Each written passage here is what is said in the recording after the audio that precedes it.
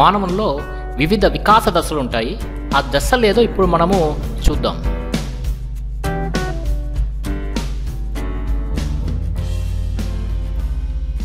Elizabeth హెర్లాక్ అనేటువంటి శాస్త్రవేత్త మానవునిలో అంటే మానవుని యొక్క వ్యక్తి జీవితంలో 10 దశలుగా ఆయన విభజించినాడు. ఆ దశలు ఏమి అనేది చూద్దాం. సాధారణంగా మానవుల వికాస దశల్లో అంటే మన జీవితంలో జరిగేటువంటి ఈ దశలు ఈ విధంగా ఆయన వివరించినాడు. జనన పూర్వదశ. జనన పూర్వదశ అంటే ఫలదీకరణం నుండి పుట్టుక వరకు ఉన్నటువంటి దశను జనన పూర్వదశ అని అంటాం.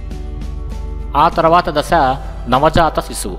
నవజాత శిశువు అంటే పుట్టినప్పటి నుంచి 2వ వారం చివరి రోజు వరకు ఉన్నటువంటి దశను నవజాత శిశువు అంటాం. అప్పుడే పుట్టినటువంటి బిడ్డను మనము నవజాత శిశువు అంటాం. మళ్ళా ఈ నవజాత శిశువు దశ తర్వాత శైశవ దశ వస్తుంది. ఇది 2వ వారం చివరి నుండి 2 సంవత్సరాల చివరి వరకు ఉంటుంది.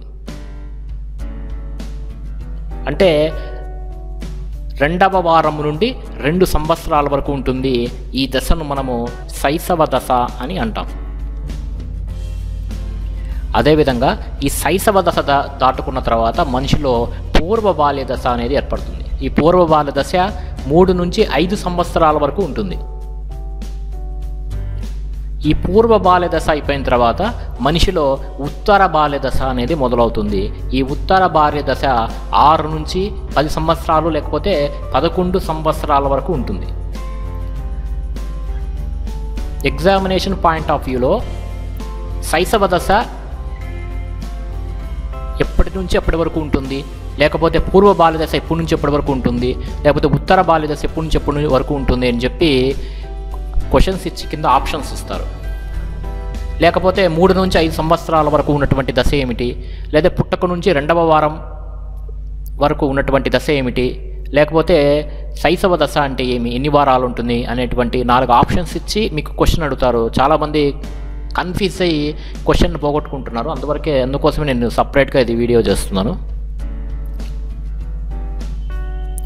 ఆ విధంగానే యవ్వనారంభ దశ ప్రతి మనిషిలోనూ 10 లేదా 11 సంవత్సరాల నుంచి 13 సంవత్సరాల మధ్య ఉంటుంది.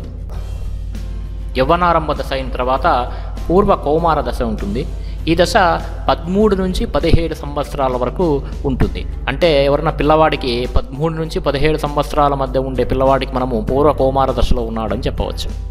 అదే ఉత్తర కౌమార దశ 18 నుంచి 21 సంవత్సరాల వరకు ఉంటుంది. అలాగే ఉత్తర కౌమార దశ 18 నుంచి 21 సంవత్సరాల వరకు ఉంటుంది. అదే వయోజన దశ అయితే 21 నుంచి 40 సంవత్సరాల మధ్య ఉన్నటువంటి వ్యక్తులను మనము వయోజన దశలో ఉన్నాము అని చెప్పచ్చు. ఇంకా మధ్య వయసు దశ అంటే 40 సంవత్సరాల నుంచి 60 సంవత్సరాల వరకు ఉంటుంది.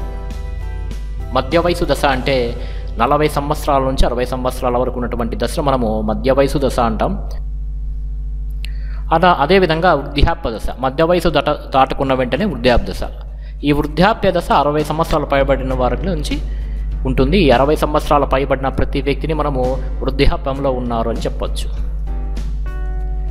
అయితే విశ్వవ్యాప్తంగా కొంతమంది శాస్త్రజ్ఞులు కొన్ని దశలను అంగీకరించినారన్నమాట. ఆ దశలు ఏమిటి అంటే శైశవ దశ ఇప్పటి వరకు ఉండవచ్చు. జననం నుంచి 2 సంవత్సరాల వరకు ఉంటే దాన్ని శైశవ దశగా అంగీకరించినారు.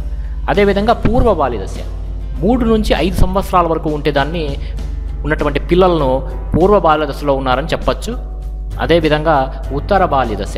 ఈ ఉత్తర బాల్య దశ 6 నుంచి 12 సంవత్సరాల మధ్య ఎవరైతే పిల్లలు ఉంటారో వాళ్ళు ఉత్తర బాల్య దశలో ఉన్నట్టు.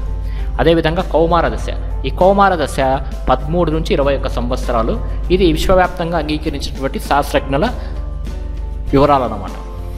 మీకు పరీక్షలో శైశవ దశ ఎప్పటి వరకు ఉండవచ్చు, లేకపోతే 3 నుంచి 5 సంవత్సరాల మధ్య ఒక పిల్లవాడు ఉంటే అతడు ఏ దశలో ఉన్నాడు అని కింద 4 ఆప్షన్స్ ఇచ్చి అడుగుతారన్నమాట. పూర్వ బాల్య దశ, ఉత్తర బాల్య దశ లేదా కౌమార దశ అని. కాబట్టి ఇవి తప్పకుండా ఎగ్జామినేషన్లో ఏదో ఒక బిట్ కంపల్సరీ వస్తుంది. కాబట్టి వీటి మీద ఫోకస్ చేసి చదవండి.